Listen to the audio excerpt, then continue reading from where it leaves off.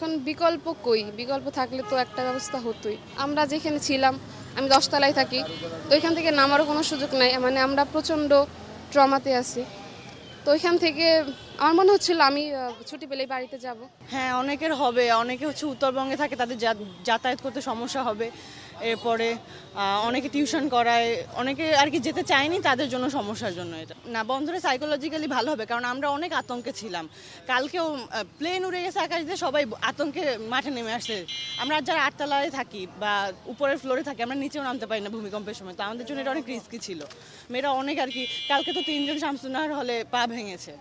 আমার মনে হয় আমি যেহেতু ফ্যামিলি থেকে দূরে থাকি, তো এটা আমার জন্য বড় একটা বেনিফিট। আমি চাইছি ফ্যামিলির সাথে যে সময়টা কাটাইতে, অনেক ক্রুশিয়াল একটা টাইম যেহেতু এটা, তো আমি মনে হয় ভালোই সিদ্ধান্ত নিছে এটা। হ্যাঁ, সেটা তো অবশ্যই, কেননা সাডেন একটা নোটিসে এটা হয়েছে। তার এখন কোথায় যাবে, টিকিট পাবে কিনা, কেননা উত্তরবঙ্গে টিকিট পাওয়া অনেক ডিফিকাল্ট একটা ব্যাপার, সেক্ষেত্রে ওরা একটু প্রবলেমই ফেস করবে আমি মনে করি। পরিস্থিতি ভালো না, কারণ অনেকগুলো হলেরই অবস্থা খারাপ। প্রায় কয়েক বছর আগে পরিত্যক্ত ঘোষণা করা হয়েছে, এরপরও ছাত্ররা থাকছিল। যেমন মহসিন হলে থাকার মতো অবস্থা একদমই নেই। এরপর রোকেয়া হলেরও কয়েকটা বিল্ডিংয়ের অবস্থা খুবই খারাপ, এবং খুবই স্বল্পমাত্রার ভূমিকম্পতেও ক্ষতির আশঙ্কা রয়েছে। কিন্তু কয়েকটা বিল্ডিং আছে যেগুলোতে ক্ষতির মাত্রা কম, তারপরও যেহেতু সম্ভাবনা রয়েছে তাই আমাদেরকে ছুটি দেওয়া হয়েছে, এই আর কি। মেয়েরা ভাবছে ভূমিকম্প হয়ে গেল, সেইখানে সবাই দৌড় দিয়ে মাঠে চলে আসছে। তো সবার মধ্যে যে প্যানিক কাজ করছে, এখানে সবাই ট্রমাটাইজড। মানে এখানে থাকলে আপাতত পড়াশোনায় মনোযোগ দেওয়াও যাবে না, আবার যদি ভূমিকম্প আসে তখন তো আমাদের জীবনও ঝুঁকিপূর্ণ, এই জন্য সবাই বাসায় চলে যাচ্ছে। হ্যাঁ, ঢাকা সিটি তো অতিরিক্ত নগরায়ণের সিটি, তো আমরা যদি গ্রামে ফিরি কিছুটা সেফ আমরা মনে করছি সেটা।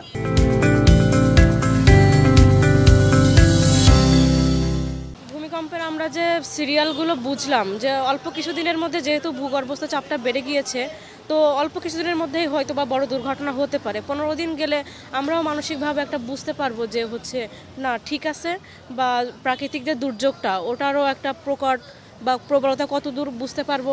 এখনও আমাদের বুয়েট থেকে টিম আসবে, তারাও কাজ করলে আমরা একটা ধারণা পাবো যে আসলে কি অবস্থা। ট্রমাটা আসছে বেসিক্যালি দেখেন, আমি নিচতলা, তখন উপরতলার মেয়েটা যখন দৌড়ে আসছে, আমি তখন নিচতলা থেকে যে শব্দটা পাচ্ছি, তো এই জায়গা থেকে মনে হচ্ছে আবার বোধহয় ভূমিকম্প হয়ে গেল। আর মেয়েরা বেশি একটু আতঙ্কগ্রস্ত, ব্যাপারটা হচ্ছে এই মেয়েরা বেশি ভয় পায়। আমাদের হাজী মোহাম্মদ মহসিন হল তো 2014 সাল থেকেই একটা ঝুঁকিপূর্ণ ভবন, পূর্ববর্তী এক্সটেনশন তৈরি করা হয়েছে। এক্সটেনশনের মেইন বিল্ডিং থেকে ভ্যাকান্ট করে ওখানে রাখার জন্য। এখন এসে আসলে গত 2 দিনে দেখেছেন যে 3টা ভূমিকম্প হয়েছে। এই ভূমিকম্পের পরে সবাই আসলে আতঙ্কিত। আমরা খুবই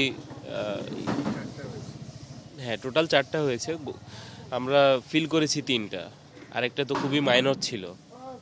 এই পরিস্থিতিতে আমরা আসলে ভরসা পাচ্ছি না হলে থাকার জন্য। এই বিল্ডিংগুলো অনেক পুরাতন, আমাদের এই বিল্ডিংটার প্রায় 70 বছর বয়স। এই পরিস্থিতিতে আমরা কোনোভাবে এই বিল্ডিংয়ে উঠবো না।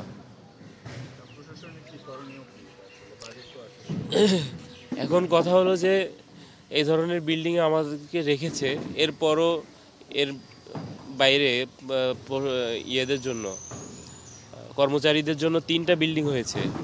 বঙ্গবন্ধু টাওয়ার এবং আপনার পলাশীতে একটা টাওয়ার হয়েছে। আমরা আপাতত পলাশী টাওয়ারে উঠেছিলাম, কিন্তু ঢাকাতে থাকাটা আসলে আমরা এখন সেফ ফিল করতেছি না। যাবো, ওই যে বিশ্ববিদ্যালয় থেকে গাড়ি দিচ্ছে, এই গাড়িতে আমরা যাওয়ার প্ল্যান করছি। এই সম্পর্কে এখনো তথ্য পাইনি। আমরা এখন সবকিছু গোছগাছ করতেছি। গোছগাছ করে আমরা পরিবহন সম্পাদক আসিফ আবদুল্লাহ ভাই আছেন, ওনার মাধ্যমে জেনে তারপরে আমরা ডাকসুর পরিবহন সম্পাদক। ডাকসু বিশ্ববিদ্যালয়কে হয়তো চাপ দিয়ে বা অন্য কোনোভাবে ম্যানেজ করে দিচ্ছে আর কি। হ্যাঁ, বিশ্ববিদ্যালয় থেকে সরাসরি না, আমরা এটা জেনেছি মূলত ডাকসুর যে পরিবহন সম্পাদক আসিফ আবদুল্লাহ ভাই, তার মাধ্যমে। আমার নাম সালমান হোসেন আওরঙ্গী, আমি গণযোগাযোগ ও সাংবাদিকতা বিভাগের 4র্থ বর্ষের একজন শিক্ষার্থী। গ্রামের বাড়ি সাতক্ষীরাতেই। আমি খুলনাতে যাব আজকে, আপুর বাসায় থাকবো, এরপর সাতক্ষীরাতে চলে যাব।